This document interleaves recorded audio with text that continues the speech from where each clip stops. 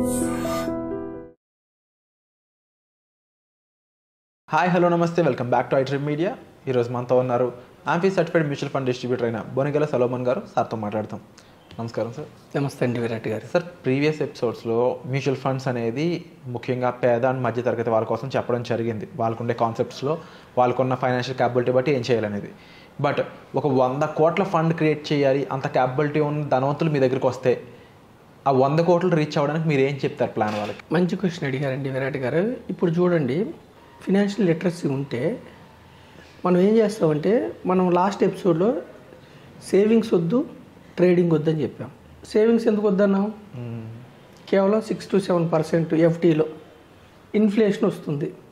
Savings ద్వారా ధనవంతులు కాలేరు, పేద మధ్యతరగతి వారు. ట్రేడింగ్ ఎందుకు వద్దన్నాము? Probability of principal becoming 0. F&Oలో 10 ట్రేడ్లు సక్సెస్ అయ్యారండి, 11వ ట్రేడ్ పోయింది, మొత్తం పోయే అవకాశం ఉంటుంది. ట్రేడింగ్ వద్దన్నా, సేవింగ్స్ వద్దు, ఓన్లీ ఇన్వెస్ట్మెంట్ చేయండి.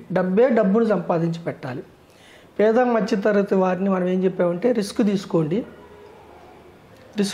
ఈక్విటీస్లోకి వస్తే మీరు ఇంట్లో కూర్చొని కూడా 30 నుంచి 50 కంపెనీల్లో పార్ట్ ఓనర్ అవుతారు, మీరు ధనవంతులు అయ్యే అవకాశం ఉందని చెప్పాం. చక్కగా చాలామంది చూశారు, మనకు కాల్ చేశారు. I'm very happy. ఇప్పుడు మనం ఈ ఎపిసోడ్ ద్వారా ఏమిటంటే, విరాట్ గారు, పేద మధ్యతరగతి కాకుండా రిచ్ మ్యాన్ నెలకు ఒక 2 లక్షలు వస్తుంది. వాళ్ళు ఇప్పుడు డాక్టర్స్ ఉన్నారు, నెలకి 2 లక్షలు సంపాదించగలరు డాక్టర్స్. మంచి సాఫ్ట్వేర్ ఇంజనీర్స్ ఉన్నారు, మంత్లీ 2 lakhs తీసుకునేవాళ్ళు. వాళ్ళు ప్రొఫెషన్లో చాలా బిజీగా ఉంటారు. సో వాళ్ళు ఏం చేస్తారు, ఒకవేళ ఈక్విటీస్ని ఇగ్నోర్ చేస్తే వాళ్ళకి నేను ఇచ్చే సలహా ఏమిటంటే, ఈక్విటీస్లోకి రండి. ఈక్విటీస్ అంటే కంపెనీలో ఓనర్షిప్, షేర్స్, స్టాక్స్. ఈక్విటీస్లో కూడా డైరెక్ట్ స్టాక్స్ కొంటే, ఇప్పుడు మనకి 5,000 స్టాక్స్ ఉన్నాయి స్టాక్ మార్కెట్లో, సెబీ దగ్గర లిస్ట్ అయినాయి. ఒక Nifty stocks, next Nifty stocks మీరు కొంటే, ఒకవేళ మనం కొన్న స్టాక్స్ 10-15 స్టాక్స్లో 14 స్టాక్స్ బాగా పెర్ఫార్మ్ చేసి ఒక స్టాక్ దెబ్బతిన్నా మీ యొక్క లాభాలు కుంచుకుపోయే అవకాశం ఉంది. కాబట్టి నేనేం చెప్తున్నానంటే, డాక్టర్స్కి టైం ఉండదు, పెద్ద సాఫ్ట్వేర్ ఇంజనీర్స్కి టైం ఉండదు, లేదంటే స్కూల్స్ పెట్టిన ఓనర్స్ కానీ కొంతమందికి టైం ఉండదు ఎక్కువ సంపాదించుకునే వాళ్ళకి. ఈక్విటీ మ్యూచువల్ ఫండ్స్ ద్వారా మీరు ఇన్వెస్ట్ చేస్తే మీకు అర్థం కావటం కోసం మనం ఏం చేస్తామంటే, మనకి సిప్ క్యాల్కులేటర్ అని ఉంటుంది, systematic investment plan calculator. Assume మనం ఎక్కువ చెప్పడానికి లేదు, ఒక 12% వస్తుంది అనుకొని మనం ఒక క్యాల్కులేషన్ చేసుకుంటే, మంత్లీ ₹1,00,000 35 years అంటే 30 ఏళ్ళ టైంలో మీరు స్టార్ట్ చేస్తే 25-30 అంటే డాక్టర్ ప్రొఫెషన్ అవ్వగానే జాబ్ వచ్చింది, లేదా సాఫ్ట్వేర్ జాబ్ వచ్చింది, మంచి జాబ్స్ వచ్చినాయి.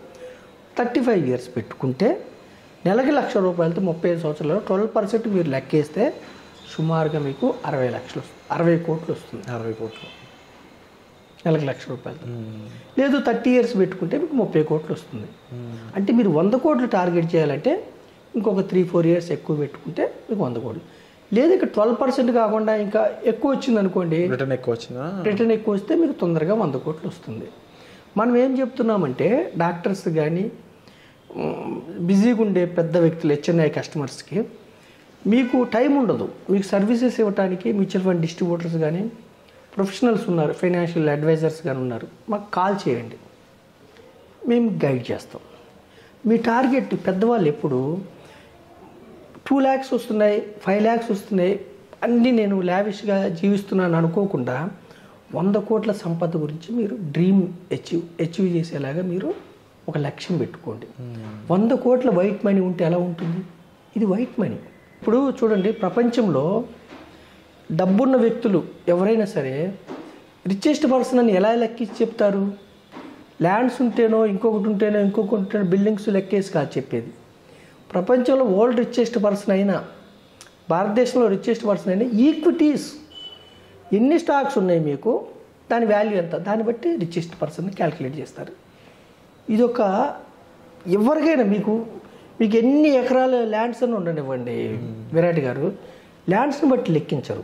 ఇది మనం ఏ దేశంలో అయినా ప్రపంచంలో అయినా కానీ రిచెస్ట్ పర్సన్ అనేది ఈక్విటీస్ని బట్టి క్యాల్కులేట్ చేయాలి. ఎలాన్ మస్క్ కానీ అదానీ గారు కానీ అంబానీ గారు కానీ వాళ్ళ సంపద ఎన్ని స్టాక్స్ ఉన్నాయి వాళ్ళకి షేర్ వాల్యూ ఎంత, దాన్ని బట్టి లెక్కేసి రిచెస్ట్ పర్సన్ అంటారు.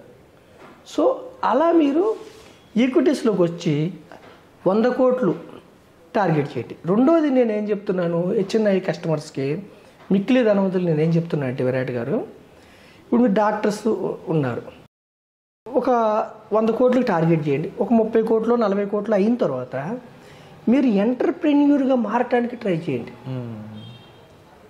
సంస్థకు అధిపతి అయితే సంస్థకు అధిపతి అవ్వటానికి మీకు ఫండ్స్ సరిపోవు. అప్పుడు మీ యొక్క ఫండ్ని, మీ యొక్క సంస్థని చక్కగా మేనేజ్ చేస్తూ ఐపీఓకి రండి. నేనేమంటున్నాను, ఐపీఓ వేరే కంపెనీలో షేర్లు అప్లై చేయమంటలా.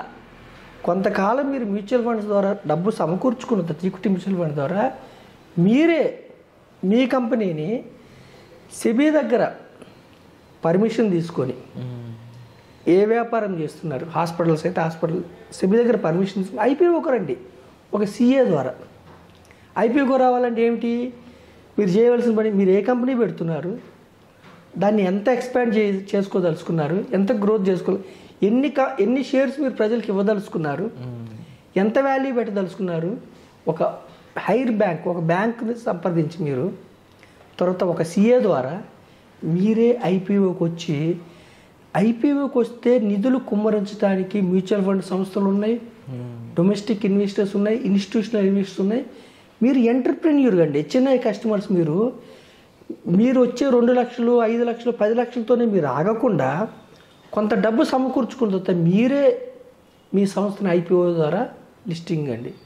మీరు థింకింగ్ మార్చుకోవాలి. జొమాటో కానీ, స్విగ్గీ కానీ, ఓలా కానీ, ఇవన్నీ జ్ఞానం ఉన్న స్టూడెంట్స్, విద్యావంతులు వాళ్ళ యొక్క ఆలోచనతో స్టార్ట్ చేసి కొన్ని రోజుల తర్వాత సెబీ దగ్గర లిస్ట్ చేసుకుని వారితో పాటు వారి చుట్టూ ఉన్న వారిని కూడా కోటీశ్వరులు చేశారు.